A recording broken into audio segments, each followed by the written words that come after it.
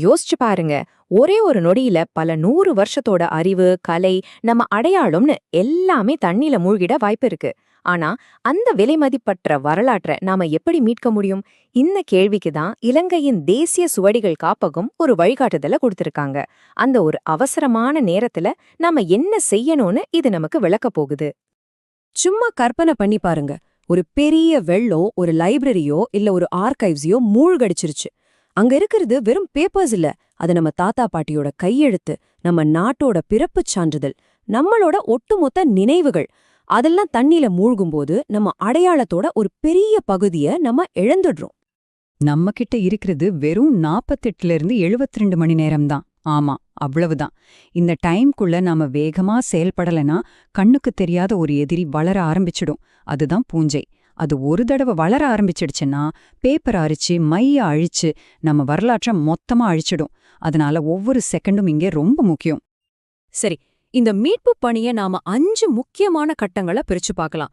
முதல்ல நேரத்தோட எப்படி போட்டி போடுறதுன்னு பாப்போம். அப்புறம் அந்த முதல் 48 மணி நேரத்துல எடுக்க வேண்டிய முடிவுகள் என்னென்ன, உலர்த்துறதுக்கு சரியான முறையை எப்படி தேர்ந்தெடுக்கிறது, கடைசியா இந்த பெரிய அழிவுக்குப் பிறகு அந்த டாக்குமெண்ட்ஸோட எதிர்காலம் எப்படி இருக்கும்னு எல்லாத்தையும் பார்க்கலாம். ஒரு பேரழிவு நடந்துருச்சு. அலாரம் அடிக்குது. இப்போ நாம நேரத்துக்கு எதிரா ஓட ஆரம்பிக்கணும்.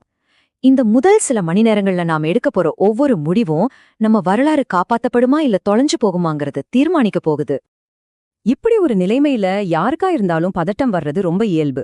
ஆனா ஆர்கைவிஸ்ட்ஸ், அதாவது இந்த சுவடிகளை காப்பவர்கள், பதட்டப்பட மாட்டாங்க. அவங்க ஒரு செயல்முறைய கரெக்டா ஃபாலோ பண்ணுவாங்க. முதல்ல இடம் பாதுகாப்பா இருக்கான்னு உறுதிப்படுத்தணும். அடுத்து நிபுணர்களை தொடர்பு கொள்ளணும். வழிகாட்டுதல்களை படிக்கணும். கடைசியா எவ்ளோ டென்ஷன் இருந்தாலும் வேகமா ஒரு திட்டத்தை போடணும். இதுதான் அந்த குழப்பத்திலையும் ஒரு தெளிவை கொடுக்கும். இப்போ நாம அந்த பேரிடர் நடந்த இடத்துக்குள்ள போறோம். இங்கதான் டாக்குமெண்ட் பாராமெடிக்ஸ், அதாவது ஆவண முதலுதவி நிபுணர்கள் உள்ள வராங்க. ஒரு டாக்டர் நோயாளிய எப்படி செக் பண்ணுவாரோ அதே மாதிரி இவங்க சேதமடைஞ்ச ஒவ்வொரு ஆவணத்தையும் பார்த்து அதோட நிலைமைய மதிப்பிடுவாங்க. இந்த வேலைக்கு பேரு ட்ரையாஜ், அதாவது தரம் பிரிக்கிறது. இது கிட்டத்தட்ட ஹாஸ்பிட்டல்ல இருக்கிற எமர்ஜென்சி வார்டு மாதிரி தான். எந்த டாக்குமெண்ட்க்கு உடனடி கவனம் தேவை, எது கொஞ்சம் வெயிட் பண்ணலாம், எது ரொம்ப மோசமா பாதிக்கப்பட்டிருக்கு, இந்த மாதிரி தரம் பிரிக்கிறது தான் மொத்த மீட்பு பணிக்கும் ஒரு அடித்தளமா அமைய போகுது. சரி, இப்போ நாம ரொம்ப முக்கியமான ஒரு கட்டத்துக்கு வந்திருக்கோம். இங்க எடுக்க போற முடிவு மொத்த மீட்பு பணியோட போக்கே மாத்திடும்.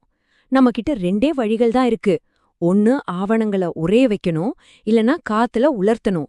எந்த வழியை தேர்ந்தெடுக்கிறதுங்கிறது பாதிப்போட அளவை பொறுத்தது. இந்த 2 வழிகளையும் கொஞ்சம் ஒப்பிட்டு பார்க்கலாம். உறைய வைக்கிறதுங்கிறது ஒரு பெரிய பேரழிவு நடக்கும்போது ஒரு பாஸ் பட்டன் அழுத்துற மாதிரி.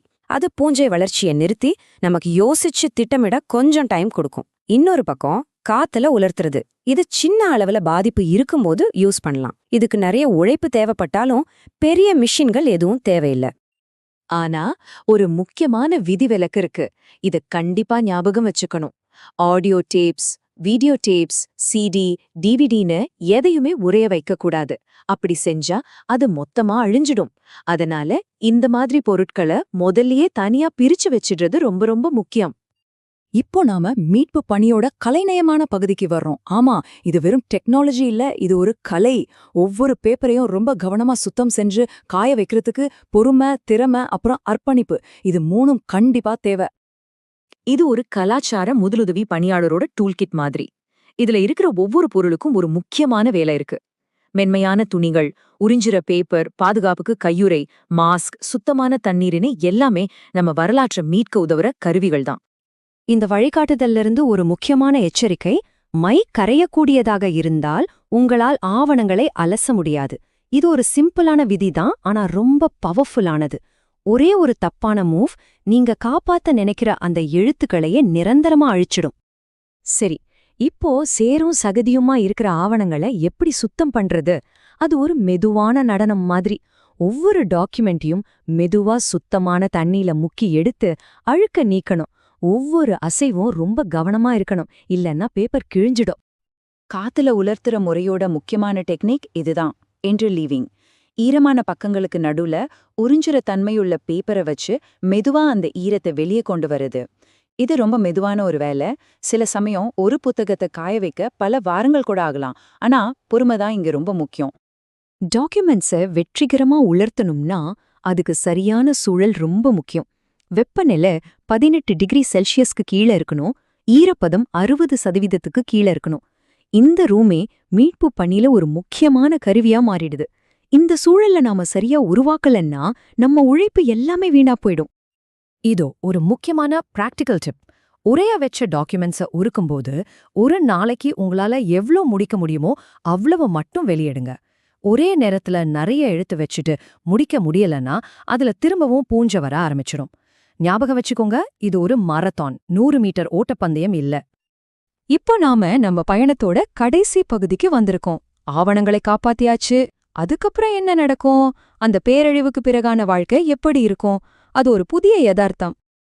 இந்த சக்தி வாய்ந்த மேற்கோளை கொஞ்சம் கவனிங்க. எந்த உலர்த்தும் முறையும் ஆவணங்களை அவற்றின் அசல் நிலைக்கு மீட்டெடுக்க முடியாது. இது ஒரு கசப்பான உண்மை. நம்மளோட நோக்கம் அதை 100% பழைய மாதிரி மாத்துறதில்ல, மேற்கொண்டு சேதமாகாம தடுக்கிறது தான். காப்பாற்றப்பட்ட ஆவணங்கள் எப்பவுமே அதோட தழும்பு சுமந்துகிட்ட தான் இருக்கும். பேப்பர் கொஞ்சம் பலவீனமாயிருக்கலாம், பக்கங்கள் சுருங்கி இருக்கலாம். ஆனா அது ஒரு கதைய சொல்லும், ஒரு பெரிய பேரழிவிலிருந்து தப்பிப் பிழைத்த கதை. அந்த தழும்பு இங்கே ஒரு வெற்றியின் சின்னம். அப்போ காப்பாத்தப்பட்ட ஒரு டாக்குமெண்ட் பழைய நிலைக்கு திரும்பவே திரும்பாதுன்னா நம்ம உண்மையில எதைத்தான் பாதுகாத்திருக்கோம்? நாம வெறும் பேப்பரையோ மைய மட்டுமோ பாதுகாக்கல. நாம கதைகளை பாதுகாக்கிறோம், அறிவை பாதுகாக்கிறோம், நம்ம அடையாளத்தை பாதுகாக்கிறோம், அந்த பொருளுக்குள்ள இருக்கிற ஆன்மாவை நம்ம பாதுகாக்கிறோம்.